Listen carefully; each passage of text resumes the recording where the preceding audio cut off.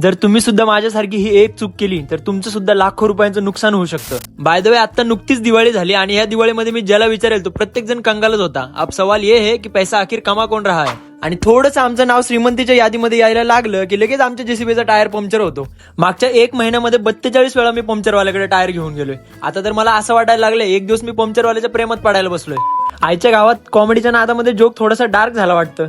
Anyway guys, पंक्चरवाल्याला मारा गोळी, तो त्याच्या लेवलला भरपूर पैसे कमवतोय म्हणून मी पैसे कमवायला निघालो होतो आमच्या साईडवरती. आणि या साईडवरती होता माझा आजचा दुसरा दिवस. सकाळी साईडवरती गेल्यानंतर थोडंसं केसांमध्ये हात फिरवला कारण तब्येत बनवायला मला टाइम तरी कुठे भेटतोय. हो, मला टाइम भेटेल तरी कसा, कारण मी दिवसभर जेसीबीवरती काम करतो आणि संध्याकाळी घरी गेल्यानंतर गेमिंग करतो.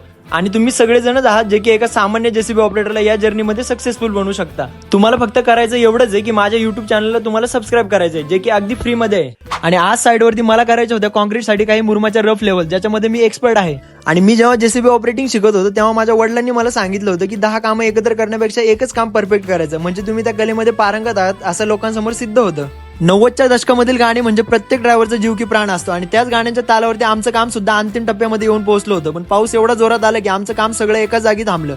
आणि पावसामुळे आमच्या एका जेसीबीचं काम तर बंदच पडलं होतं, पण दुसऱ्या जेसीबीचा सुद्धा हायड्रोलिक पंप फेल झाला होता. आता हा पंप कशामुळे फेल झाला असेल याचं जर तुमच्याकडे उत्तर असेल तर मला कमेंट सेक्शन मध्ये नक्की सांगा.